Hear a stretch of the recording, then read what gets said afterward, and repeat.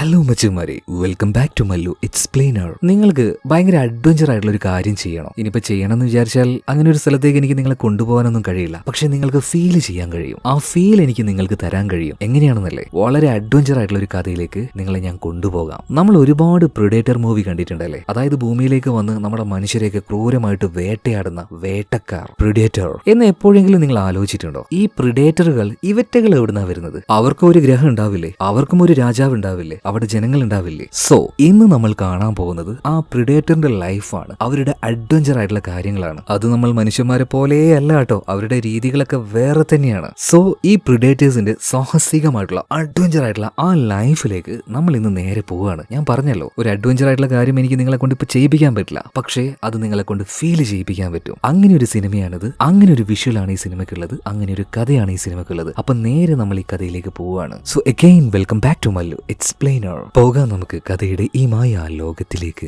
സിനിമയുടെ ആരംഭത്തിൽ തന്നെ കാണിക്കുന്നത് നമ്മുടെ ഭൂമിയല്ല, ഭൂമിയിൽ നിന്നും ഒരുപാട് അകലെ യോഗ്ജ പ്രൈം എന്നൊരു ഗ്രഹത്തെയാണ്. ഒരുപാട് സിനിമകളിൽ നമ്മൾ കണ്ടിട്ടുള്ള പ്രിഡേറ്റേഴ്സ്, അങ്ങനെയുള്ള ആ ജീവികൾ താമസിക്കുന്ന ഗ്രഹമാണ് യോഗ്ജ പ്രൈം. ഇപ്പൊ ആ ഗ്രഹത്തിന്റെ മണ്ണിലൂടെ പോകുന്ന ഒരു വണ്ടിനെ കാണിക്കുകയാണ്. ആ വണ്ടിനെ വേട്ടയാടുന്ന ഒരു തേള്, ആ തേളിനെ വേട്ടയാടുന്ന ഒരു പല്ലി. ബേസിക്കലി ആ ഗ്രഹത്തെ കുറിച്ച് തുടക്കം തന്നെ നമുക്ക് കാണിച്ചിരിക്കുകയാണ്. അതായത് ആ ഗ്രഹത്തിൽ ജീവിക്കുന്ന എല്ലാവരുടെയും രക്തത്തിലുണ്ട്, അവർ വേട്ടക്കാരാണ്. ഇപ്പൊ ആ കടൽ തീരത്ത് കൂടെ ഭയങ്കര അഡ്വാൻസ്ഡ് ആയിട്ടുള്ള ഒരു ബൈക്കുമായിട്ട് വളരെ വേഗത്തിൽ പോകുന്ന ഒരു പ്രിഡേറ്ററിനെ കാണിക്കുന്നുണ്ട്. അവനാണ് നമ്മുടെ കഥയുടെ ഹീറോ ആയിട്ടുള്ള ഡക്ക്. ഡക്ക് ആ ബീച്ചിന്റെ ഒരു ഭാഗത്തേക്ക് എത്തിയ സമയത്ത് അവന്റെ ബൈക്ക് നിർത്തുകയാണ്. പിന്നീട് അവിടെ താഴെ ഇറങ്ങുന്നുണ്ട്. അതായത് അവിടെയുള്ള ചില കാൽപ്പാടുകൾ അവൻ ശ്രദ്ധിക്കുകയാണ്. ചേട്ടാ, നിന്നെ ഞാൻ കണ്ടുപിടിച്ചു എന്ന് പറഞ്ഞിട്ട് അവിടുന്ന് ഡക്ക് അവന്റെ സ്യൂട്ടിൽ നിന്നും ഒരു പ്രത്യേകതരം ലേസറിന്റെ കയറ് മലയുടെ മുകളിലേക്ക് അയക്കുകയാണ്. പിന്നീട് അതുവഴി അവൻ ആ മലയുടെ മുകളിലേക്ക് കയറുന്നുണ്ട് കേട്ടോ. അതിന്റെ ഒരു ഭാഗത്തായിട്ട് വലിയൊരു ഗുഹയുണ്ട്. ആ ഗുഹയുടെ ഉള്ളിലേക്ക് ഇപ്പൊ ഡക്ക് വന്നിട്ടുണ്ട്. ഈ ഗുഹയിൽ എവിടെയോ ആയിട്ട് ഒരാൾ മറിഞ്ഞിരിക്കുന്നുണ്ട്. മറ്റാരുമല്ല, അവന്റെ ചേട്ടൻ തന്നെ. ആ ഗുഹ മുഴുവനായിട്ടും അവൻ സ്കാൻ ചെയ്തു നോക്കുകയാണ്. അപ്പോഴും അവനിങ്ങനെ പറയുന്നുണ്ട്, ചേട്ടാ, ഞാൻ നിങ്ങളെ കണ്ടുപിടിക്കും, ഉറപ്പായിട്ട് ഞാൻ നിങ്ങളെ ക്യാച്ച് ചെയ്യും. എന്നാൽ പെട്ടെന്നാണ് ഇൻവിസിബിൾ ആയി നിൽക്കുന്ന, അതായത് കണ്ണുകൊണ്ട് കാണാൻ കഴിയാത്ത രീതിയിൽ നിൽക്കുന്ന അവന്റെ ചേട്ടൻ ക്വായ് അവന് പിന്നിൽ നിന്നും ആക്രമിക്കുന്നത്. എന്നാൽ അങ്ങനെ ഇൻവിസിബിൾ ആകാനുള്ള കഴിവ് നമ്മുടെ ഡെക്കിനില്ല. അതിന് കാരണം എന്താണെന്ന് വെച്ചാൽ, ഇവർ പ്രായപൂർത്തിയാവുന്ന സമയത്ത് നല്ല വേട്ടക്കാരാണെന്ന് തെളിയിക്കണം, നല്ല ആരോഗ്യമുള്ളവന്മാരായിരിക്കണം. എന്നാൽ മാത്രമേ അവരുടെ ആ ഒരു ഗോത്രത്തിൽ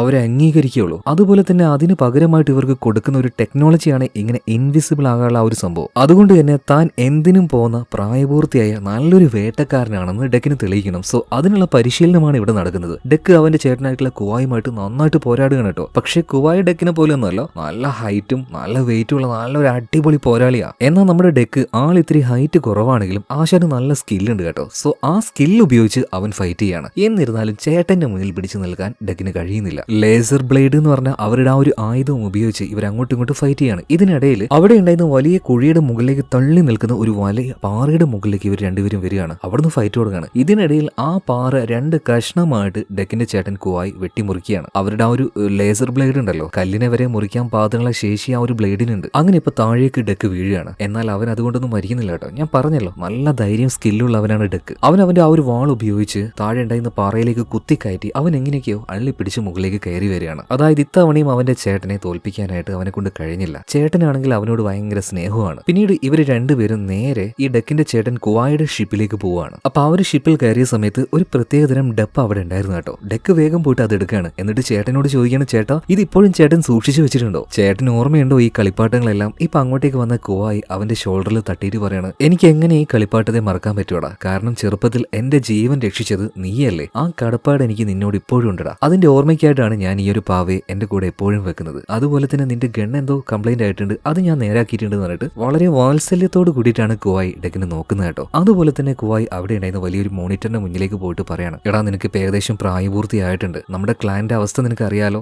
നിന്നെ ഒരു യോഗ്ജ, അതായത് അവരുടെ ഗോത്രത്തിന്റെ ഒരു മെയിൻ ആയിട്ടുള്ള അല്ലെങ്കിൽ അവിടുത്തെ ഒരാളായിട്ട് അംഗീകരിക്കണമെങ്കിൽ നീ നല്ലൊരു മൃഗത്തെ വേട്ടയാടണം. നീ നിന്റെ കഴിവ് തെളിയിച്ചിട്ടില്ലെങ്കിൽ ഉറപ്പായിട്ടും നിന്നെ ആരും അംഗീകരിക്കാൻ പോകുന്നില്ല. ഈ സമയത്താണ് ഡെക്കിന്റെ ചേട്ടൻ കുവായുടെ ആ ഒരു മോണിറ്ററിൽ ഒരു ഗ്രഹവും ആ ഗ്രഹത്തിലെ ഒരു ജീവിയും കാണിക്കുന്നത്. അതെന്താണെന്ന് ഡെക്ക് ചോദിച്ചപ്പോ ഇപ്പൊ കുവായി പറഞ്ഞു കൊടുക്കുകയാണ്, അതിന്റെ പേരാണ് കലിസ്ക്. അത് ജീവിക്കുന്നത് ഗെന്ന എന്ന ഗ്രഹത്തിലാണ്. അതായത് മരണത്തിന്റെ ഗ്രഹം എന്നാണ് ആ ഗ്രഹത്തെ അറിയപ്പെടുന്നത്. ആ ഗ്രഹത്തിലുള്ള ഓരോ വസ്തുവും അവിടെ ചെല്ലുന്ന ആൾക്കാരെ കൊല്ലാൻ മാത്രമേ ശ്രമിക്കുകയുള്ളൂ. അത്രയും ഡേഞ്ചർ ആയിട്ടുള്ള ഒരു ഗ്രഹമാണ്. അവിടെയുള്ള ഏറ്റവും ഡേഞ്ചർ ആയിട്ടുള്ള ജീവിയാണ് ഈ കലിസ്ക്. നമ്മുടെ അച്ഛൻ പല തവണ അതിനെ കൊല്ലാൻ ആഗ്രഹിച്ചതാ. ഇവിടുന്ന് അതിനെ വേട്ടയാടാൻ പല യോഗ്ജകളും പോയിട്ടുണ്ട്. യോഗ്ജ എന്ന് വെച്ചിട്ടുണ്ടെങ്കിൽ പ്രിഡേറ്ററിന്റെ ഈ ഒരു ഗോത്രത്തിന് പറയുന്ന പേരാണ് കേട്ടോ. സോ ഒരുപാട് യോഗ്ജകൾ ഗന്ന എന്ന് പറഞ്ഞ ആ ഒരു ഗ്രഹത്തിലേക്ക് പോയിട്ടുണ്ടെങ്കിലും ജീവനോടെ ഇതുവരെയായിട്ടും തിരിച്ചു വന്നിട്ടില്ല. അപ്പൊ തന്നെ ഡെക്ക് പറയണത് ചേട്ടാ എന്നാ പിന്നെ കലിസ്കിനെ വേട്ടയാടാനായിട്ട് ഞാൻ പോവാണ് അങ്ങോട്ടേക്ക്. എന്നാൽ കുവായി അതിന് സമ്മതിക്കുന്നില്ല. കാരണം അതൊരു നോർമൽ ആയിട്ടുള്ള ഒരാളെ കൊണ്ട് നടക്കുന്ന കാര്യമല്ല. എന്നാൽ ഡെക്ക് പറയാണ് ഇല്ല ചേട്ടാ ഉറപ്പായിട്ട് ഞാൻ അവിടെ പോകും, ആ മൃഗത്തെ വേട്ടയാടും, ഇതെന്റെ വാശിയാണ്. കാരണം ബാക്കിയുള്ള യോഗ്ചകളെ വെച്ച് നോക്കുമ്പോൾ ഡെക്കിന് ഹൈറ്റ് കുറവാണ്, ആരോഗ്യം കുറവാണ്. അതുകൊണ്ട് തന്നെ ചെറുപ്പം മുതലേ ഭയങ്കര ഇൻസൾട്ടഡ് ആയിട്ടാണ് അവൻ വളർന്നത്. അപ്പൊ എല്ലാവരുടെയും മുന്നിൽ അവന് തെളിയിക്കണം കേട്ടാ. അതാണ് അവന്റെ ഉള്ളിൽ ഇത്ര വാശി. എന്തായാലും ഡെക്ക് ഇത്ര ആത്മവിശ്വാസത്തോട് പറയുന്നത് കൊണ്ട് തന്നെ കുവായി അങ്ങോട്ടേക്കുള്ള ഒരു നാവിഗേഷൻ സെറ്റ് ചെയ്യാണ്. ഇനി ഒരു ബട്ടൺ പ്രസ് ചെയ്താൽ മാത്രം മതി, ഈ ഷിപ്പ് നേരെ ആ ഒരു ഗ്രഹത്തിലേക്ക് പോകും, അതായത് ഗന്നയിലേക്ക്. ഈ നേരത്താണ് ഇവരുടെ ഷിപ്പിന്റെ അടുത്തേക്ക്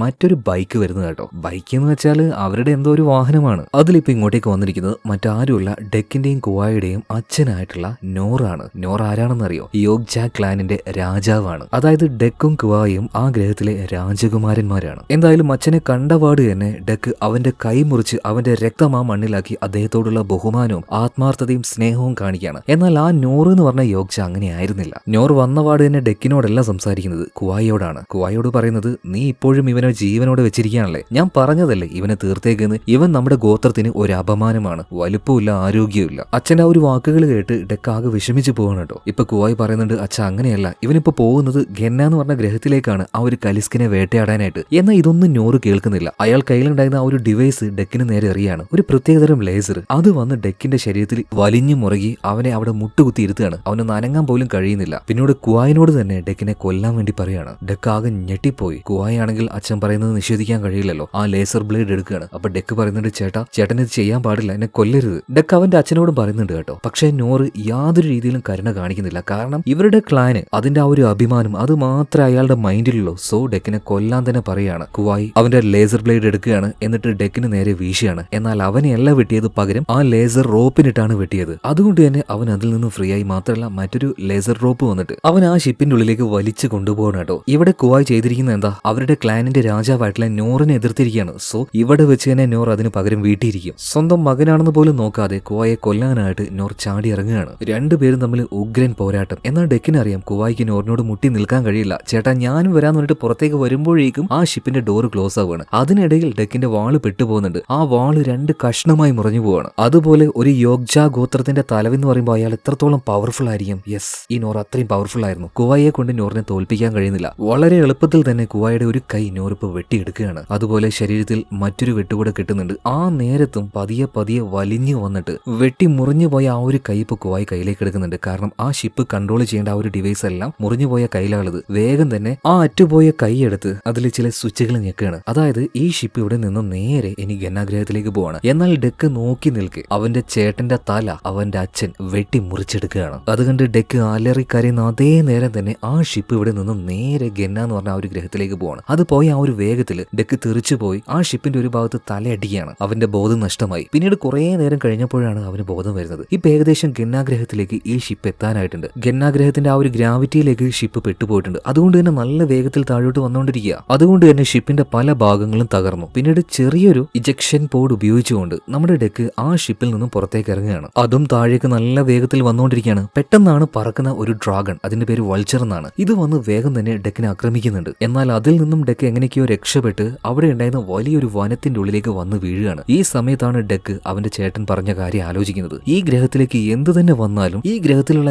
എല്ലാം ആ വന്ന ആളെ കൊല്ലാൻ മാത്രമേ ശ്രമിക്കുകയുള്ളൂ. അതുകൊണ്ടാണ് ഗന്ന എന്ന് പറഞ്ഞ ഈ ഗ്രഹത്തിനെ മരണത്തിന്റെ ഗ്രഹം എന്ന് പറയുന്നത്. എന്തായാലും താഴേക്ക് വന്ന് വീണ സമയത്ത് ഡെക്ക് രക്ഷപ്പെടുകയാണ്. എന്നാൽ അവന്റെ ഉള്ളിൽ വല്ലാത്തൊരു വേദന ഉണ്ടായിരുന്നു. അവനെ രക്ഷപ്പെടുത്താനായിട്ട് അവന്റെ ചേട്ടന്റെ ജീവൻ കളയേണ്ടി വന്നല്ലോ. അതുകൊണ്ട് തന്നെ ചേട്ടന് കൊടുത്ത വാക്ക് കലിസ്ക് ഇന്ന് വരെ ആർക്കും കീഴ്പ്പെടുത്താൻ പറ്റാത്ത ആ ഒരു മൃഗത്തിനെ ഞാൻ പിടിച്ചിരിക്കുന്നു പറഞ്ഞിട്ട് വല്ലാത്തൊരു ആത്മവിശ്വാസത്തിൽ അവന്റെ വെപ്പൺസ് മുഴുവനായിട്ടും അവിടെ നിരത്തി വെക്കുകയാണ്. ഇനി എന്തൊക്കെയാണ് അവന്റെ കയ്യിൽ ബാക്കിയല്ലേ നോക്കുകയാണ്. അതെല്ലാം അവിടെ നിരത്തി വെച്ചിട്ടുണ്ട്. ഇതേ നേരത്ത് അവൻ വന്ന് വീണ ആ ചെറിയ പോടുണ്ടല്ലോ അതിന്റെ മേലെ എന്തോന്ന് വന്നിരിക്കുകയാണ്. അപ്പൊ അതെന്താണെന്ന് അറിയാൻ വേണ്ടി അതിനെ അറ്റാക്ക് ചെയ്യാൻ വേണ്ടി കയ്യിലുണ്ടായിരുന്ന വെപ്പണും എടുത്ത് നേരെ അതിന്റെ അടുത്തേക്ക് ചെല്ലുമ്പോൾ എന്തോന്ന് പെട്ടെന്ന് ആ ഒരു ജീവിയെ എടുത്തുകൊണ്ട് പോവുകയാണ്. അതുപോലെ തന്നെ നമ്മുടെ ഡെക്ക് പോലും അറിയാതെ അവൻ അവിടെ നിരത്തി വെച്ച അവന്റെ വെപ്പൺസും എന്തൊക്കെയോ ടെന്റക്കിൾസ് പോലെയുള്ള ചില കൈകൾ വന്നിട്ട് പതിയെ പതിയെ തൂക്കിയെടുക്കുകയാണ്. അത് അവന്റെ കയ്യിലുള്ള ആ ഒരു കുന്തത്തെ വരെ പറിച്ചെടുത്തു. പിന്നീടാണ് ഡെക്കിന് അപകടം മനസ്സിലായത്. അതായത് ജീവനുള്ള മരങ്ങളുടെ കൈകളായിരുന്നു അത്. ആ മരങ്ങൾ അല്ലെങ്കിൽ ആ കൈകൾ വന്ന് അവനെ പിച്ച് ചീന്താൻ നോക്കുക. എന്നാൽ അവന്റെ കയ്യിൽ ഇപ്പൊ ആകെ ബാക്കിയുള്ളത് ആ ലേസർ ബ്ലേഡ് ആണ്. അത് മതി, അത് അത്രയും പവർഫുൾ ആണ്. അറിയാലോ, ഒരു കല്ലിനെ വരെ വെട്ടിയിടാൻ പാകത്തിന് പവർഫുൾ ആണ് ആ കത്തി. അതുപയോഗിച്ച്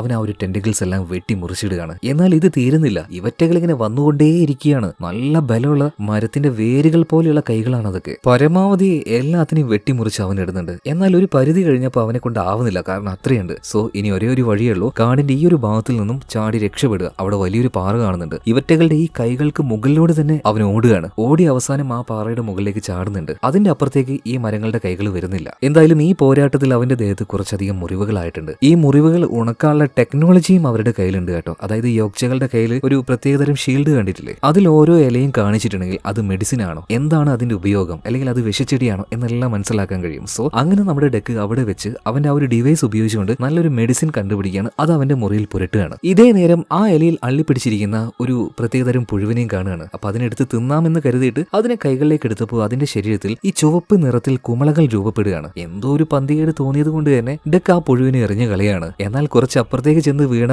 ആ പുഴു പൊട്ടിത്തെറിയാണ്. അതായത് അതൊരു സാധാരണ പുഴുവല്ല, എക്സ്പ്ലോസീവ് വോമാണ്. അതായത് ശരീരത്തെ ബോംബുകളാക്കി മാറ്റാൻ കഴിയുന്ന പുഴുക്കൾ. ഇതിനുശേഷം വീണ്ടും ഡെക്ക് പതിയെ പതിയെ നടക്കുകയാണ്. ഇപ്പോ ഒരുപാട് പുല്ലുകൾ മുളച്ചു നിൽക്കുന്ന ഒരു മൈതാനത്തിന്റെ ഭാഗത്തേക്ക് എത്തുന്നുണ്ട്. ആ മൈതാനത്തിന്റെ ഒരു ഭാഗത്തായിട്ട് ഒരു ചെറിയ കുന്ന് കാണുകയാണ്. ആ കുന്നിന്റെ മുകളിലായിട്ട് വലിയൊരു പക്ഷിയുടെ കൂടുണ്ട്. ഇപ്പൊ ആ പുല്ലുകൾക്കിടയിലൂടെ ഡെക്ക് നേരെ അങ്ങോട്ടേക്ക് പോവാണ്. അപ്പോഴാണ് അവിടുത്തെ ആ ഒരു ചെടികളുടെ ഒരു പ്രത്യേകത അവൻ കാണുന്നത്. അവനങ്ങനെ പോകുന്നതിനനുസരിച്ച് ഈ ചെടികളുടെ മുകളിലായിട്ട് പൂവ് പോലെ എന്തോ ഒന്നുണ്ട്. അതിങ്ങനെ പതിയെ പതിയെ വീർത്ത് വരിക. ഇതേ നേരം മുകളിൽ ആ പക്ഷിക്കൂടിന്റെ ഉള്ളിലായിട്ട് ഒരു പെണ്ണിനെ കെട്ടിവെച്ചിരിക്കുകയാണ്. എന്നാൽ അതൊരു മനുഷ്യ സ്ത്രീയല്ല, മനുഷ്യൻ ഉണ്ടാക്കിയ ഒരു സിന്തറ്റിക് ആൻഡ്രോയിഡ് ഹാഫ് ഹ്യൂമൻ. അവളിപ്പോ ഡെക്കിനോട് ഉറക്കനെ വിളിച്ചു പറയുന്നുണ്ട്, ആ പുല്ലുകൾക്കിടയിലൂടെ വരുമ്പോൾ സൂക്ഷിച്ചോ, അതിന്റെ മുള്ളു നിന്റെ ദേഹത്തെങ്ങാനും കയറിയാൽ നിന്റെ ബോഡി പാരലൈസ് ആയി പോകും. പിന്നീട് ഇവിടെയുള്ള മൃഗങ്ങൾക്ക് എളുപ്പത്തിൽ നിന്നെ വന്ന് തിന്നാന്ന് പറയാണ്. അതുകൊണ്ട് നിനക്ക് ഇവിടുന്ന് രക്ഷപ്പെടണമെങ്കിൽ നേരെ എന്റെ അടുത്തേക്ക് വാ, എന്റെ കെട്ടുകൾ അഴിച്ചുക, ഞാൻ നിന്നെ രക്ഷപ്പെടുത്താന്ന് പറയാണ്. എന്നാൽ ഡെക്ക് പറയാണ്, യോഗ്ചകള് ആരുടെയും സഹായം തേടാറില്ല, ഞങ്ങൾ ഒറ്റയ്ക്ക് വേട്ടയാടെന്ന് പറയാണ്. എന്നാൽ ഇതേ നേരത്താണ് മുകളിലൂടെ പറന്നുപോയ ഒരു ഡ്രാഗൺ എന്തോ ഒരു കല്ലെടുത്ത് ഈ പുല്ലുകൾക്കിടയിലേക്ക് ഇടുന്നത്. അപ്പൊ തന്നെ ശബ്ദം ഉണ്ടായതുകൊണ്ട് ഈ പുല്ലുകൾക്ക് മുകളിലുണ്ടായിരുന്ന ആ പൂക്കളിൽ നിന്നും എന്തോ വീർത്ത് വന്ന് അതിനുള്ളിൽ ആ ഒരു മുള്ളുകൾ ചറപറാന്ന് വിട്ട് അങ്ങോട്ടും ഇങ്ങോട്ട് തെറിക്കാൻ തുടങ്ങി. പരമാവധി അതിൽ നിന്ന് രക്ഷപ്പെടാൻ വേണ്ടി ഡെക്ക് നോക്കിയെങ്കിലും അതിലൊരു മുള്ളു വന്ന് അവന്റെ കഴുത്തിൽ കയറുകയാണ്. അപ്പൊ തന്നെ പാരലൈസ് ആയി അവൻ വീഴുന്നുണ്ട്. അതേ നേരം തന്നെ ആ ഒരു സിന്തറ്റിക് റോബോട്ട് അവനോട് ഉറക്കനെ വിളിച്ചു പറയുന്നുണ്ട്, എങ്ങനെയെങ്കിലും എന്നെ രക്ഷപ്പെടുത്ത്, ഞാൻ നിന്നെ ഹെൽപ്പ് ചെയ്യാന്ന് പറയാണ്. അങ്ങനെ പൂർണ്ണമായിട്ടും പാരലൈസ് ആവുന്നതിന് മുന്നേ ഡെക്ക് അവന്റെ ശരീരത്തിൽ ഉണ്ടായിരുന്ന ഒരു ബ്ലേഡ് നേരെ അവൾക്ക് എറിഞ്ഞു കൊടുക്കുകയാണ്. അപ്പോഴേക്കും പൂർണ്ണമായി ബോധം പോയി അവൻ താഴേക്ക് വീഴുന്നുണ്ട്. ഇതേ നേരം തന്നെ ആ മുകളിലൂടെ പറന്നുകൊണ്ടിരിക്കുന്ന ഡ്രാഗണെ പോലുള്ള പക്ഷി, ആ വൾച്ചർ വന്ന് അവന് തിന്നാൻ നോക്കുമ്പോഴേക്കും ആ ഒരു സിന്തറ്റിക് റോബോട്ട് ഉണ്ടല്ലോ, അത് പാഞ്ഞു വന്നിട്ട് അവളുടെ കയ്യിലേക്ക് ഡെക്ക് ഇട്ട് കൊടുത്ത ആ ഒരു കത്തിയുമായിട്ട് അതിനെ വെട്ടി നുറുകി കൊന്നു കളയണം കേട്ടോ. അതായത് അത്യാവശ്യം പവർഫുൾ ആയിട്ടുള്ള ഒരു റോബോട്ട് തന്നെയാണത്. പിന്നീട് ആ വിഷച്ചെടിയിൽ തന്നെ ഉണ്ടായിരുന്ന മറുമരുന്ന് അത് ഉപയോഗിച്ചുകൊണ്ട് ഡെക്കിന് ബോധം കൊടുക്കുകയാണ് ഇപ്പൊ ഈ ഒരു സിന്തറ്റിക് റോബോട്ട്. അങ്ങനെ ബോധം വന്ന സമയത്ത് ഡെക്ക് ചോദിക്കുകയാണ്, നീ ആരാണ്, നീ എങ്ങനെ ഇവിടെ വന്നു പെട്ടത്? ഇതേ നേരം തന്നെ ആ ലേഡി പറയാണ്, എന്റെ പേര് തിയ. ഭൂമി എന്നൊരു ഗ്രഹമുണ്ട്, അവിടെയുള്ള മനുഷ്യർ ഉണ്ടാക്കിയ ഒരു സിന്തറ്റിക് റോബോട്ടുകളാണ് ഞങ്ങൾ. ഒരു ചെറിയ മിഷന്റെ ഭാഗമായിട്ട് ഈ ഗ്രഹത്തിലേക്ക് ഞങ്ങളെ അവർ അയച്ചതാണ്. എന്നാൽ കലിസ്ക് എന്ന പേരുള്ള ഒരു മൃഗം ഞങ്ങൾ അറ്റാക്ക് ചെയ്തു. ഒരുപാട് പേര് മരിച്ചുപോയി, കുറച്ചുപേര് ബാക്കിയായി. അതിലൊരാളാണ് ഞാൻ. എന്നെയാണെങ്കിൽ ഈ പക്ഷി അതിന് കഴിക്കാൻ വേണ്ടി അതിന്റെ കൂട്ടിൽ കൊണ്ടേയിട്ടു. പക്ഷേ ഞാനൊരു ജീവിയല്ല, ഒരു റോബോട്ടാണ്. എന്നെ അതിന് തിന്നാൻ കഴിഞ്ഞില്ല, അതുകൊണ്ട് തന്നെ എന്നെ അവിടെ ലോക്ക് ചെയ്തിട്ടു. ആ സമയത്താണ് നീ ഇങ്ങോട്ടേക്ക് വന്നത്. അതുപോലെ തന്നെ തീ ആ ഒരു കാര്യം ഡെക്കിനോട് ചോദിക്കുന്നുണ്ട്, നീ യോഗ്ച പ്രൈമിൽപ്പെട്ട ഒരാളല്ലേ, പക്ഷെ നീ എന്താ ഇത്ര ചെറുത്? ബാക്കിയുള്ളവരെ കമ്പയർ ചെയ്യുമ്പോൾ നീ ആളൊരു കുഞ്ഞാപ്പിയാണല്ലോ, അല്ല എന്താ നിന്റെ ഉദ്ദേശം ചോദിച്ചപ്പോൾ ഡെക്ക് പറയാണ്, എനിക്ക് കലിസ്കിനെ വേട്ടയാടണം. ഇത് കേട്ടപ്പോ തീയ പറയാണ്, ആഹാ നല്ല ദൗത്യത്തിനാണല്ലോ ഇങ്ങോട്ടേക്ക് വന്നിരിക്കുന്നത്. ഒരു കാര്യം ചെയ്യും, എന്റെ ലാബിലേക്ക് നീ കൊണ്ടുപോവാണെങ്കിൽ കലിസ്ക് എവിടെയാണെന്ന് ഞാൻ കാണിച്ചു തരാന്ന് പറയാണ്. ഇപ്പൊ ഡെക്ക് പറയാണ്, അതിന്റെ ഒന്നും ആവശ്യമില്ല, ഞാനൊരു യോഗ്ചയാണ്, യോഗ്ചയിലെ ഡെക്ക്, ഞങ്ങൾ ഒറ്റയ്ക്കാണ് വേട്ടയാടുക, ഞാൻ ഒറ്റയ്ക്ക് പോയിക്കോളാം, ഞാൻ ഒറ്റയ്ക്ക് അവനെ കണ്ടുപിടിച്ചോളാം എന്ന് പറയണം. ഇപ്പൊ തീയ പറയാണ്, നിനക്ക് ഇവിടുത്തെ രഹസ്യങ്ങൾ അറിയാനിട്ടാണ്. ഓരോ കാലെടുത്ത് വെക്കുമ്പോഴും അവിടെ അപകടം പതിയിരിക്കുന്നുണ്ട്, അതിനെക്കുറിച്ചെല്ലാം എനിക്ക് നന്നായിട്ട് അറിയാം. സോ ഞാൻ നിന്നെ ഹെൽപ്പ് ചെയ്യാം, തിരിച്ചെന്നെ ഒന്ന് സഹായിച്ചാൽ മതി, വേട്ടയാടലൊക്കെ നീ ഒറ്റയ്ക്ക് വേട്ടയാടിക്കുമെന്ന് പറയാണ്. അങ്ങനെ തീയ പറഞ്ഞ് അവനെ കൺവിൻസ് ചെയ്യാണ്. സോ ഡെക്ക് ഇപ്പൊ തീയെ പൊക്കിയെടുക്കുകയാണ്. നോക്കുമ്പോൾ അവളുടെ അരയുടെ ഭാഗമൊന്നുമില്ല, അതെല്ലാം ആ ഒരു കലിസ്ക് കടിച്ചെടുത്ത് കളഞ്ഞു. എന്തായാലും പിന്നീട് തീയയും തൂക്കിയെടുത്തുകൊണ്ട് ഡെക്ക് നേരെ നടക്കാൻ തുടങ്ങുകയാണ്. അങ്ങനെ പോകുന്ന സമയത്ത് തീയ പല ചൊറിയുന്ന വർത്താനങ്ങളും നമ്മുടെ ഡെക്കിനോട് പറയുന്നുണ്ട്. നീ എന്താ ഇത്ര ചെറുത്, നിനക്കെന്താ ബാക്കിയുള്ളവരെ പോലെ വലുപ്പമില്ലാത്തത്? ഓൾറെഡി അവന്റെ ഗ്രഹത്തിൽ അവന്റെ ആളുകൾ ഇതിന്റെ പേരിൽ അവനെ കുറെ കളിയാക്കിയതാ. എന്തായാലും അവളുടെ ചൊറിയുന്ന വർത്തമാനം കേട്ട് അതിനൊന്നും മറുപടി കൊടുക്കാതെ അവൾ പറയുന്ന ആ ഒരു വഴിയിലൂടെ തന്നെ ഡെക്ക് പോവാണ്. ഇപ്പോൾ കുറെ കല്ലുകൾ കൂടി നിൽക്കുന്ന ഒരു ഭാഗം, അതിനിടയിലൂടെ ഒരു ചെറിയ പുഴയുണ്ട്. സോ അതിലൂടെയാണ് ഇവരിപ്പോൾ നടക്കുന്നത്. അവിടെ പലതരം പാമ്പുകളെ, പലതരം ജീവികളെ ഡെക്ക് കാണുന്നുണ്ട്. എന്നാൽ ആ പാമ്പുകൾ അത്ര നിസാരക്കാരല്ല. അതിന്റെ പേര് തന്നെ സ്പ്രേ സ്നേക്ക് എന്നാണ്. അതിന്റെ വായുടെ തുമ്പത്തായിട്ട് ഒരു പല്ലുണ്ട്. ആ പല്ലിൽ വിഷമാണ്. ആ പല്ല് വരുന്ന ആൾക്കാരുടെ ദേഹത്തേക്ക് സ്പ്രേ ചെയ്യും. ഇപ്പൊ ഡെക്കിനെയും അതുപോലെ തന്നെ തീയും കണ്ടപ്പോൾ ആ പാമ്പുകൾ ആ വിഷപ്പല്ല് സ്പ്രേ ചെയ്യാൻ തുടങ്ങി. എന്നാൽ അപ്പൊ തന്നെ തീയ എന്ത് ചെയ്തു എന്നറിയോ? കുറച്ച് വിത്തുകൾ എടുത്ത് അവിടെ വിതറി കൊടുക്കുകയാണ്. ആ വിത്ത് കണ്ടപാട് തന്നെ പാമ്പുകൾക്ക് വേഗം വന്ന് അനുസരണയോട് കൂടിയിട്ട് അത് കഴിക്കുകയാണ്. കാരണം അവറ്റകൾക്ക് അത് ഭയങ്കര ഇഷ്ടമാണ്. ഇവിടെ പാമ്പുകൾ ഉണ്ടാവുമെന്നും ആ പാമ്പുകൾക്ക് ഈ വിത്ത് ഇഷ്ടമാണെന്നും തീയക്ക് നേരത്തെ അറിയായിരുന്നു. അതുകൊണ്ടാണ് തീയ പറയുന്നത്, ഡെക്ക് പോകുന്ന വഴിയിൽ അവള് വലിയ സഹായം സഹായിയായിരിക്കുന്നു. സോ ഡെക്കിന് അതിപ്പോ മനസ്സിലായി കേട്ടോ. അങ്ങനെ കുറെ നേരം നടന്ന് അവസാനം ഒരു മലയുടെ മുകളിലേക്ക് എത്തി തൽക്കാലം ഇന്ന് രാത്രി ഈ ഗുഹയിൽ നിൽക്കാന്ന് പറയാണ്. അവിടെ ഭയങ്കര ഇരുട്ടായതുകൊണ്ട് തന്നെ ഇപ്പൊ നമ്മുടെ ഡെക്ക് ഉണ്ടല്ലോ അവന്റെ ശരീരത്തിൽ നിന്നും ഒരു ഇച്ചിരി ബ്ലഡ് എടുത്ത് അവന്റെ ഒരു ഡിവൈസിൽ വെക്കുകയാണ്. സോ അവിടെ ആകെ ഒരു വെളിച്ചം വരുന്നുണ്ട്. അവരുടെ രക്തത്തിന് അങ്ങനെ ഒരു പവർ ഉണ്ട്. ഇതേ നേരം തന്നെ തീയ അവളുടെ ഓരോ കാര്യങ്ങൾ പറയുന്നുണ്ട് കേട്ടോ. അതായത് ഇവിടെ ഗവേഷണങ്ങൾ നടത്താൻ മനുഷ്യരാണ് അവരെ ഇങ്ങോട്ടേക്ക് അയച്ചത്. മനുഷ്യർക്ക് ഈ ഗ്രഹത്തിലൊന്നും ജീവിക്കാൻ കഴിയില്ലല്ലോ. അതുപോലെ അവളെ രക്ഷിക്കാനായിട്ട് അവളുടെ ഇരട്ട സഹോദരിയായിട്ടുള്ള ടെസ ഇങ്ങോട്ടേക്ക് വരും. സാധാരണ കാട്ടിലേക്കൊന്നും ഞാൻ അവളുടെ കൂടെ പോവാത്തതാണ്. എപ്പോഴും ഞാൻ ഷിപ്പിന്റെ ഉള്ളിൽ തന്നെ ഇരിക്കാറ്. എന്നാൽ അന്നൊരു ദിവസം ടെസയെ അവളുടെ കൂടെ വന്നവരെയും ആ ഒരു കലിസ്ക് അറ്റാക്ക് ചെയ്തു. അപ്പൊ അവളെ രക്ഷപ്പെടുത്താനായിട്ട് എനിക്ക് ആ ഒരു ജീവിയുടെ അടുത്തേക്ക് പോകേണ്ടി വന്നു. അതെന്നെ ആക്രമിച്ചു. എന്റെ ശരീരത്തിന്റെ പകുതി അത് മുറിച്ചു കളഞ്ഞു. ആ നേരത്താണ് ആ പറവ് വന്ന് എന്നെ കൊത്തിയെടുത്ത് കൊണ്ടുപോയത്. എന്തായാലും ടെസ ഇങ്ങോട്ടേക്ക് വരും, എന്നെ രക്ഷപ്പെടുത്തും എന്ന് ഭയങ്കര കോൺഫിഡൻസ് ആയിട്ട് തന്നെ നമ്മുടെ തീയ പറയാണ് കേട്ടോ. കാരണം അവളുടെ ഇരട്ട സഹോദരിയാണ് ടെസ. റോബോട്ടുകളാണ്. എന്നാൽ ആ റോബോട്ടുകൾക്ക് മനുഷ്യൻ യുട്ടാനി എന്ന് പറഞ്ഞ കമ്പനി ഇമോഷൻസും കൊടുത്തിട്ടുണ്ട്. പിന്നീട് ഡെക്കിന്റെ കാര്യം തീയ ചോദിച്ചപ്പോൾ ഡെക്ക് അവന്റെ എല്ലാ കഥയും പറയാണ്. അവരുടെ കൂട്ടത്തിൽ ഏറ്റവും ബലഹീനൻ അവനാണ്. അതുകൊണ്ട് തന്നെ അവന്റെ അച്ഛനും ബാക്കിയുള്ള എല്ലാവർക്കും അവനോട് പുച്ഛമായിരുന്നു. അവസാന ഘട്ടത്തിൽ അവനെ രക്ഷപ്പെടുത്താൻ നോക്കി അവന്റെ ചേട്ടനെ തന്നെ അവന്റെ അച്ഛനായിട്ടുള്ള നോറ് കൊന്നുകളഞ്ഞു. അപ്പൊ ചേട്ടന് കൊടുത്ത ആ ഒരു വാക്കിന്റെ പേരിൽ കലിസ്കിനെ കൊല്ലാനാണ് ഞാൻ ഇങ്ങോട്ടേക്ക് വന്നത്. അതുപോലെ തന്നെ ഡെക്ക് തീയോട് ചോദിക്കുന്നുണ്ട്, നിന്നെ രക്ഷപ്പെടുത്താനായിട്ട് ടെസ വരുമെന്ന് നിനക്ക് ഉറപ്പുണ്ടോന്ന്. അപ്പൊ തീയ പറയണം, ഉറപ്പായിട്ടും ടെസ ഇങ്ങോട്ടേക്ക് വരും. കാരണം ഞാനും അവളും തമ്മിലുള്ള ബോണ്ട് അങ്ങനെയാണ്. ഇതിനുശേഷം കാണിക്കുന്നത് വെയ്ലാൻഡ് യുട്ടാനി ആ കമ്പനിയുടെ ക്യാമ്പിലാണ്. അവിടെ ഫുള്ളായിട്ട് പരിക്കേറ്റ് കിടക്കുന്ന ടെസയെ കാണിക്കുകയാണ്. അവളുടെ ശരീരത്ത് മുഴുവനും എന്തൊക്കെയോ കയറ്റി ഇറക്കി അവസാനം അവളുടെ ആ ഒരു ഡാമേജ് ആയ സ്കിന്ന് മുഴുവനായിട്ടും ശരിയാക്കി എടുക്കുകയാണ്. പിന്നീട് ആ ഒരു റോബോയ്ക്ക് ഇപ്പോ എന്താ പറയാ കോൺഷ്യസ്നെസ് തിരിച്ചു കിട്ടുന്നുണ്ട്. അപ്പൊ അത് വന്നപാട് തന്നെ ടെസ ചോദിക്കുന്നത് തീയ അവൾ എവിടെയെന്നാണ്. അപ്പൊ തന്നെ ടെസയ്ക്ക് വിവരം കിട്ടുന്നുണ്ട് തീയ ജീവനോടെ ഉണ്ട്. അവളിപ്പോ ഒരു യോഗ്ച പ്രൈമിലുള്ള ഒരു പ്രിഡേറ്ററിന്റെ കൂടെയാണ്. എളുപ്പത്തിൽ അവളെ കണ്ടുപിടിക്കണം. അതുപോലെ തന്നെ അവിടെ പോയിട്ട് ബാക്കിയുള്ള മിഷൻസ് അതും കംപ്ലീറ്റ് ചെയ്യണമെന്ന് ഭൂമിയിൽ നിന്നും ഒരു മെസ്സേജ് ടെസയ്ക്ക് ലഭിക്കുന്നുണ്ട്. അങ്ങനെ പിറ്റേ ദിവസം രാവിലെയായി ഡെക്കും അതുപോലെ തന്നെ തീയ രണ്ടുപേരും കൂടെ തീയ പറഞ്ഞ ആ ഒരു വഴിയിലൂടെ കലിസ്കിനെ തേടി പോവാണ്. ഇപ്പൊ വലിയൊരു മൈതാനത്തിൽ എത്തിയിട്ടുണ്ട്. ആ മൈതാനത്തിൽ നിന്ന് ഭക്ഷണം കഴിച്ചുകൊണ്ടിരിക്കുന്ന വലിയൊരു പോത്തിനെ പോലെ ഒരു സാധനത്തിനെ കാണിക്കുകയാണ്. അതിന്റെ പേരാണ് ബോൺ ബൈസൺ. ഭയങ്കര സ്ട്രോങ് ആയിട്ടുള്ള ഒരു ആനിമൽ ആണ് ഈ ഒരു പ്ലാനറ്റിലെ. ഭക്ഷ്യയോഗ്യമാണ്. ഡെക്ക് ഇതുവരെയായിട്ടും ഒന്നും കഴിച്ചിട്ടില്ല. സോ അതിനെ വേട്ടയാടി തിന്നാന്ന് അവൻ പറയാണ്. ഇതും പറഞ്ഞ് ആ പുല്ലുകൾക്കിടയിലേക്ക് കയറാൻ നിൽക്കുമ്പോൾ ആ പുല്ല് തട്ടി അവന്റെ ശരീരം മുറിയാണ്. അപ്പോഴാണ് തീയ പറയുന്നത്, ഇത് സാധാരണ പുല്ലുകളല്ല, ഇതാണ് ബ്ലേഡ് ഗ്രാസ്. ഇതിന്റെ ഇടയിലേക്ക് നീ പോയി കഴിഞ്ഞാൽ നിന്റെ ശരീരം കഷ്ണം കഷ്ണമായി മുറിഞ്ഞു പോകും. ഇതേ നേരത്ത് തന്നെ ഇവരുടെ അരികിലേക്ക് ഒരു കുരങ്ങനെ പോലെ തോന്നിക്കുന്ന ഒരു ജീവി വരികയാണ് കേട്ടോ. കണ്ടാൽ നല്ല ക്യൂട്ടാണ്. അതുകൊണ്ട് തന്നെ തീയ ചുച്ചിരിച്ചു എന്നൊക്കെ പറഞ്ഞിട്ട് അതിനെ കളിപ്പിക്കുന്നുണ്ട്. പക്ഷെ ആള് കാണാനേ ക്യൂട്ടുള്ള കേട്ടോ. ആൾ ഇങ്ങോട്ടേക്ക് വന്നതും ഇതേ ഈ ഒരു ബോൺ ബൈസിനെ പിടിക്കാനാണ്. അവൻ ആ പുല്ലിന്റെ ഇടയിലൂടെയൊക്കെ നിസാരമായിട്ട് പോകുന്നുണ്ട്. കാരണം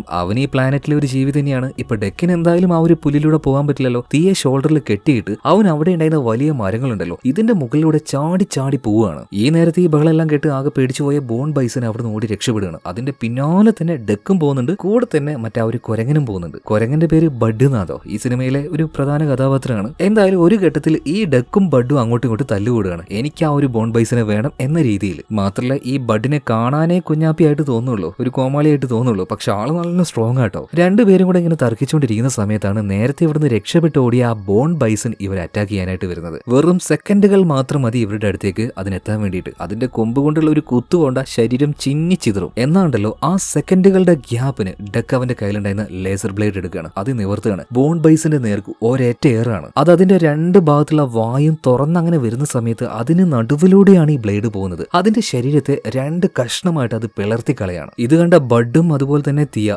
രണ്ടുപേരും ഞെട്ടിപ്പോവാണ്. അതായത് വേട്ടയാടാനുള്ള ഡെക്കിന്റെ ആ ഒരു സ്കില്ല് കണ്ട് രണ്ടുപേരും കണ്ണും തള്ളി അങ്ങനെ നിൽക്കുകയാണ്. ഇപ്പൊ ജയിച്ച ആ ഒരു സന്തോഷത്തിൽ ഡെക്ക് അവന്റെ വാള് പൊക്കിയ സമയത്ത് തീർന്നില്ല, അടുത്ത പണി വരികയാണ്. ഒരു വലിയ നീരാളി കൈ വന്നിട്ട് അവന്റെ കാല് ചുരുട്ടിയെടുത്ത് അവന് മുകളിലേക്ക് കൊണ്ടുപോവാണ്. അതായത് ഇവിടെയുള്ള വലിയ വലിയ മരത്തിന്റെ മുകളിലൂടെ നടക്കുന്ന വലിയൊരു നീരാളിയായിരുന്നു അത്. അതിന്റെ വായിലേക്ക് നമ്മുടെ ഡെക്കിനെ കൊണ്ടുപോവാണ്. എന്നാൽ ആ സമയത്ത് ഡെക്കിനെ രക്ഷപ്പെടുത്താനായിട്ട് ബട്ട് ഒരു കാര്യം ചെയ്യുകയാണ്. അവന്റെ ശരീരം ഒരു ബോള് പോലെ ആക്കിയിട്ട് ഈ ജീവിയുടെ വായിന്റെ ഉള്ളിൽ പോയിരിക്കുകയാണ്. അതേ നേരത്ത് തന്നെ നമ്മുടെ ഡെക്കിനെ ചവച്ചരക്കാൻ നോക്കിയ ആ നീരാളിയുടെ പല്ല് ഇപ്പൊ ഈ ഒരു ബഡിന്റെ ശരീരത്തിൽ തട്ടി അതിന്റെ പല്ല് വരെ പൊട്ടിപ്പോവാണ്. രണ്ടുപേരെയും ആ ഒരു നീരാളി തുപ്പുന്നുണ്ട് കേട്ടോ. എന്തായാലും അതുകൊണ്ട് മാത്രം നമ്മുടെ ഡെക്ക് രക്ഷപ്പെട്ടു. എന്നാൽ ആ ദേഷ്യത്തിന് നീരാളി ഇപ്പോ ഈ ബഡിന്റെ പിന്നാലെയാണ്. ബഡാണെങ്കിൽ ജീവനും കൊണ്ട് ഓടുകയാണ്. ജസ്റ്റ് അതിന്റെ പല്ലൊന്നും ഒട്ടിക്കാൻ മാത്രമേ നമ്മുടെ ബഡിനെ കൊണ്ട് കഴിഞ്ഞുള്ളൂ. എന്നാൽ അത്രയും വലിയ ജീവിയോട് മുട്ടി നിൽക്കാനൊന്നും അവനെ കൊണ്ട് പറ്റില്ല. ഈ സമയത്ത് തീയ ഡെക്കിനോട് പറയുന്നുണ്ട്, നിന്റെ ജീവൻ രക്ഷിച്ചവനല്ലേ, നീ അവനെ പോയിട്ട് സഹായിക്കുന്നു പറയണം. എന്നാൽ ഡെക്ക് പറയാണ്, അതൊക്കെ ഞാൻ ചെയ്തോളാം. എന്റെ ജീവൻ രക്ഷിച്ചതിന്റെ പേരിലല്ല, ഒരുത്തൻ എന്നെ അറ്റാക്ക് ചെയ്തിട്ടുണ്ടെങ്കിൽ അവനെ കൊന്നിട്ടേ ഞാൻ നിൽക്കുള്ളൂ. അപ്പൊ തീയ പറയണ ഒട്ടും നന്ദിയില്ലാത്തവനാണല്ലേ. എന്തായാലും ഡെക്ക് അതൊന്നും മൈൻഡ് ചെയ്യാതെ അവിടെ ഉണ്ടായിരുന്ന വലിയൊരു മരം അവിടെ വെട്ടി മുറിച്ചിടുകയാണ്. ഇതേ നേരം തന്നെ ആ ഒരു നീരാളി പോയിട്ട്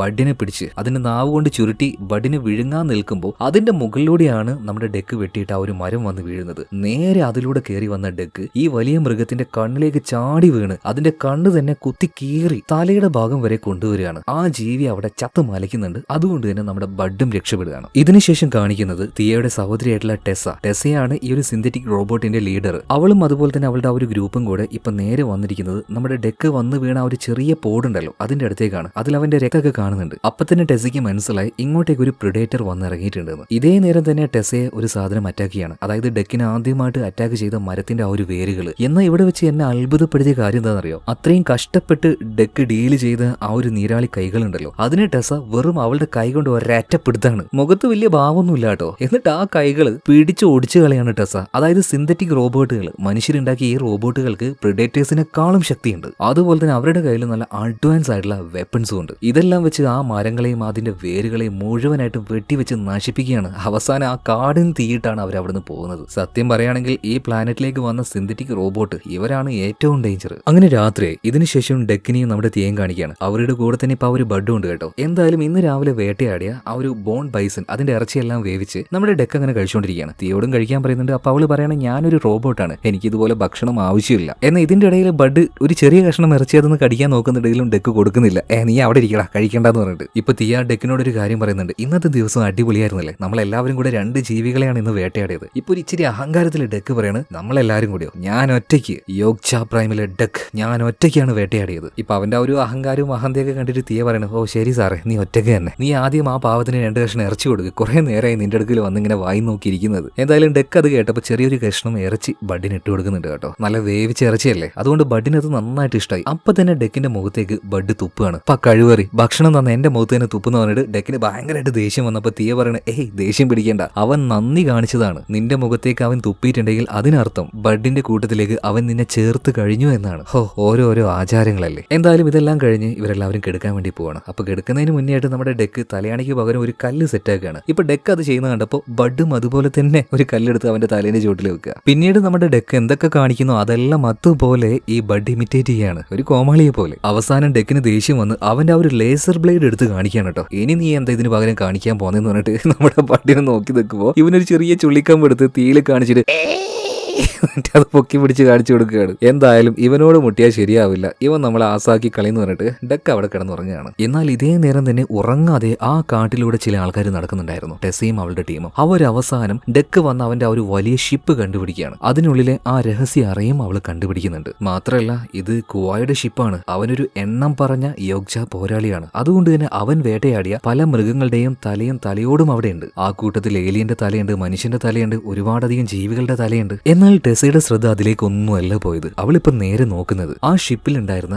അഡ്വാൻസ് ആയിട്ടുള്ള വെപ്പൺസ് ആയിരുന്നു. അതായത് ഹ്യൂമൻസ് എത്രത്തോളം അഡ്വാൻസ് ആയിട്ടും ഈ പ്രിഡേറ്റേഴ്സ് ഉണ്ടാക്കുന്നത് പോലെയുള്ള വെപ്പൺസ് മനുഷ്യർക്ക് ഉണ്ടാക്കാൻ പറ്റിയിട്ടില്ല. സോ അതെല്ലാം കണ്ട് ടെസയുടെ കണ്ണ് മഞ്ഞളിക്കുകയാണ്. അതിൽ തന്നെ ഏറ്റവും കൂടുതൽ അവൾക്ക് ഇഷ്ടപ്പെട്ടത് ചെറിയൊരു ബോളായിരുന്നു. ആ ബോൾ ഞെക്കുന്ന സമയത്ത് അതിനുള്ളിൽ നിന്ന് ഒരു ഗ്യാസ് ലീക്ക് ആവും. പെട്ടെന്ന് തന്നെ ആ ഏരിയ മുഴുവനായിട്ട് ഫ്രീസ് ആയി പോകും. സോ ആ ഒരു ബോളാണ് ടെസയ്ക്ക് ഏറ്റവും കൂടുതൽ ഇഷ്ടപ്പെട്ടത്. അവൾക്ക് അത് തന്നെയായിരുന്നു വേണ്ടതും. അതിന്റെ പിന്നിൽ ഒരു രഹസ്യമുണ്ട്. ഇതിനുശേഷം നമ്മുടെ ഡെക്കിനെയും തീയും കാണിക്കുകയാണ്. രാവിലെ ആയപ്പോൾ ആ ഒരു ഗുഹയിൽ നിന്നും എഴുന്നേറ്റ് ഇവര് പോകാൻ നിൽക്കുകയാണ്. പക്ഷെ അവിടെ എവിടെയും ബഡിനെ കാണാനില്ല. എന്നാൽ തീയ പറയാണ് അവൻ വരട്ടെ, അവനെയും കൂട്ടിയിട്ട് പോവാന്ന്. ഇപ്പൊ ഡെക്ക് പറയാണ് എന്തിനാണ് അവനെ കൂടെ കൂട്ടുന്നത്, നമുക്ക് പോവാം, അവന്റെ ആവശ്യമൊന്നുമില്ല. എന്നാലും അവനെ കൂട്ടണ്ടേ, അവൻ നമുക്ക് എത്ര ഹെൽപ്പ് ചെയ്തതാണ്. എന്നാൽ അവന് യാതൊരു വിലയും ഡെക്ക് കൊടുക്കുന്നില്ല. ഞാൻ യോഗ്ചയാണ്, എനിക്ക് ആരുടെയും സഹായം വേണ്ട, നിന്നെ തന്നെ കൂടെ കൂട്ടുന്നത് വഴികാട്ടിയായിട്ട് മാത്രമാണ്. എന്തായാലും തീയക്ക് ഇവന്റെ ഈ അഹന്ത നിറഞ്ഞ വർത്താനൊന്നും അങ്ങ് ഇഷ്ടപ്പെടുന്നില്ല. അതുകൊണ്ട് തന്നെ അവനോട് അധികം നേരം സംസാരിക്കുന്നൊന്നുമില്ല. പിന്നീട് കുറെ നേരം നടന്ന് അവസാനം ഒരു വലിയ പുഴയുടെ അടുത്തേക്ക് എത്തുകയാണ്. ഒരു വലിയ വെള്ളച്ചാട്ടം. അവിടുന്ന് ആവശ്യത്തിനുള്ള വെള്ളം എല്ലാം ഡെക്ക് കുടിച്ചുകൊണ്ടിരിക്കുകയാണ്. ആ നേരത്താണ് വലിയൊരു പല്ല് അവന് കിട്ടുന്നത്. ഓഹോ, അപ്പൊ ഇതാണല്ലേ കലിസ്കിന്റെ പല്ല്. ഇവിടെ അവന്റെ പല്ല് വീണ് കിടക്കണമെങ്കിൽ അവൻ സ്ഥിരമായിട്ട് വെള്ളം കുടിക്കാൻ വരുന്ന ഒരു സ്ഥലമായിരിക്കണം ഇത്. ഇതിനെപ്പറ്റി തീയോട് ചോദിക്കുമ്പോൾ അവളൊന്നും മിണ്ടുന്നില്ല. ഇപ്പൊ ഡെക്ക് ചോദിക്കുകയാണ് നിനക്ക് എന്താ പറ്റിയത്, നീ എന്തോ ഒന്നും മിണ്ടാത്തത്. ഇപ്പൊ തീയ പറയാണ് എന്റെ സഹായമൊന്നും നിനക്ക് ആവശ്യമില്ലല്ലോ, നിനക്ക് ഭയങ്കര അഹങ്കാരമല്ലേ. എടാ മൃഗമേ, നിനക്ക് ഇമോഷൻസ് എന്ന് പറഞ്ഞാൽ എന്താണെന്നറിയോ? നിന്റെ ഏട്ടൻ നിനക്ക് വേണ്ടിയിട്ടല്ലേ അയാളുടെ ജീവൻ കളഞ്ഞത്. അതുപോലെ തന്നെ നിന്റെ കൂടെയാണ് ഇപ്പൊ ഞാനും അതുപോലെ തന്നെ ആ ഒരു ബഡ് ഉള്ളത്. നിനക്കൊരു കാര്യം അറിയോ, ഇന്നലെ ആ ഒരു ചെറിയ കുഞ്ഞു ജീവി ബഡ് നിന്റെ മുഖത്തേക്ക് തുപ്പിയത് എന്തിനാണെന്നറിയോ? അവൻ അവന്റെ ഫാമിലിയിലേക്ക് നിന്നെ ചേർത്തു. അവന്റെ ആ ഒരു ആത്മാർത്ഥതയാണ് അവൻ ആ ഒരു തുപ്പലിലൂടെ കാണിച്ചു തന്നിരിക്കുന്നത്. പക്ഷെ നിനക്ക് അങ്ങനെയൊന്നുമില്ല അല്ലേ. ഭൂമിയിലെ ഒരു കൂട്ടം ജീവികളുണ്ട്, ചെന്നായ്ക്കൾ എന്ന് പറയും. അവരുടെ തലവൻ രാജാവ്, അവൻ ആൽഫ എന്നാ പറയാ. ഇത് കേട്ടപ്പോൾ ഡെക്ക് ചോദിക്കുകയാണ് ഈ ആൽഫകൾ ഒരുപാട് പേരെ കൊല്ലുമായിരിക്കല്ലേ, അതുകൊണ്ടായിരിക്കും അവൻ രാജാവ്. എന്നാൽ ഈ സമയത്ത് തീയ പറയണ അല്ല, അവൻ ആ കൂട്ടത്തിലെ എല്ലാവരെയും പ്രൊട്ടക്ട് ചെയ്യും, അതുകൊണ്ടാണ് അവൻ ആൽഫ ആവുന്നത്. ഇപ്പൊ ഡെക്ക് പറയണ ആൽഫ അങ്ങനെയൊന്നുമല്ല, ആൽഫ എന്നൊക്കെ പറഞ്ഞാൽ എല്ലാവരെയും കൊല്ലണം, ഞാനും ഒരു ആൽഫയാവും. അങ്ങനെ ഓരോ മണ്ടത്തിനും പറഞ്ഞുകൊണ്ട് വീണ്ടും കലിസ്കിനെ തേടിക്കൊണ്ട് ഇവരെ അവിടുന്ന് പോവാണ്. കുറച്ചു ദൂരം നടന്നപ്പോൾ ഏതോ ഒരു ക്യാമ്പ് അത് മുഴുവനായിട്ടും തകർന്ന നിലയിൽ ഇപ്പൊ തിയെ കാണുകയാണ്. അതിനർത്ഥം ഈ ഭാഗത്ത് എവിടെയോ കെലിസ്ക് വന്നു പോയിട്ടുണ്ട്. അതുപോലെ തന്നെ ഇപ്പൊ തിയെ തേടി വന്ന അവളുടെ ശരീരത്തിന്റെ ബാക്കി ഭാഗം കാലുകൾ അത് ഇവിടെ തന്നെ ഉണ്ടായിരുന്നു കേട്ടോ. മാത്രമല്ല ഇത് തമ്മിൽ യോജിപ്പിക്കാനുള്ള മിഷീനും ഇവിടെ ഉണ്ടായിരുന്നു. ഡെക്കിന്റെ സഹായത്തോട് കൂടിയിട്ട് അവളുടെ ഉടലും കാലും ഇപ്പൊ ആ ഒരു മിഷീനിൽ വെച്ച് അത് യോജിപ്പിക്കുന്നുള്ള ആ പ്രൊസീജിയർ നടന്നുകൊണ്ടിരിക്കുകയാണ്. അതേ നേരം തന്നെ തിയ എന്തോ ഒന്ന് അവളുടെ ആ ഒരു ഡിവൈസിൽ ചെയ്യുന്നുണ്ട് കേട്ടോ. ഈ സമയത്ത് ഡെക്കിനോട് അവളൊരു കാര്യം പറയുന്നുണ്ട്. ഡെക്കെ, നീ ഇവിടുന്ന് രക്ഷപ്പെട്ടു പോയിക്കോ. ഒരിക്കലും നിന്നെ കൊണ്ട് കെലിസ്കിനെ വേട്ടയാടാൻ കഴിയില്ല. ടെസയും ഞാനും എന്റെ ടീം ഇങ്ങോട്ടേക്ക് വന്നത് അവനെ വേട്ടയാടി അവനെ കുറിച്ച് പഠിക്കാനാ. ഇപ്പൊ ടെസ അധികം വൈകാതെ ഇങ്ങോട്ടേക്ക് എത്തും. ഞാൻ എന്റെ ലൊക്കേഷൻ അവൾക്ക് അയച്ചു കൊടുത്തു. അവളുടെ കയ്യിൽ കിട്ടിയ നിന്നെയും അവൾ പിടിക്കാൻ നിന്റെ ദേഹത്തും പരീക്ഷണങ്ങൾ നടത്തുന്നു പറയാണ്. ഇത് കേട്ട ഡെക്ക് പറയണ, അപ്പൊ നീ എന്നെ ചതിക്കുകയായിരുന്നല്ലേ. ഇനിയിപ്പൊ ടെസ വന്നാലും ശരി അവളുടെ ടീം വന്നാലും ശരി ഇവിടെ വെച്ച് കലിസ്കിനെ പിടിക്കാൻ പോകുന്നത് ഞാനാണ്. അവനെ പിടിച്ചിട്ടേ ഞാൻ ഇവിടുന്ന് പോവുള്ളൂ. രണ്ടും കൽപ്പിച്ച് ഡെക്ക് പുറത്തേക്ക് ഇറങ്ങുകയാണ് കേട്ടോ. അതായത് ഡെക്കിന് അഹങ്കാരം ഉണ്ടെങ്കിലും ഒരുമാതിരി വൃത്തിയായിട്ട സ്വഭാവമാണെങ്കിലും അവന്റെ ഈ ക്യാരക്ടറാണ് ഏറ്റവും ഇഷ്ടം. എന്തെങ്കിലും ചെയ്യാന്ന് വിചാരിച്ചാൽ അത് അവനെ കൊണ്ട് പറ്റുമോ ഇല്ലയോ എന്നൊന്നുമല്ല, അങ്ങോട്ട് ചെയ്യും, അത്ര തന്നെ. അവൻ അവിടെ ഉണ്ടായിരുന്ന കുറെ എണ്ണയുടെ ബാരൽസ് ഉണ്ട്, അത് മുഴുവനായിട്ടും അവിടെ ഒഴിച്ചു കളിയാണ്. എന്നിട്ട് അതിന് മുഴുവനായിട്ട് തീ വെക്കുന്നുണ്ട്. എന്നിട്ട് അവിടെ വെച്ച് ഉറക്കൻ അലറുകയാണ്. ഈ യോഗ്ഷ പ്രൈമിൽപ്പെട്ട ഈ പ്രിഡേറ്റേഴ്സ് ഒക്കെ ഉണ്ടല്ലോ, ഇവന്മാരുടെ അലർച്ച എന്നൊക്കെ പറഞ്ഞാൽ ഭയങ്കര ശബ്ദമായിരിക്കും. ഈ അലർച്ച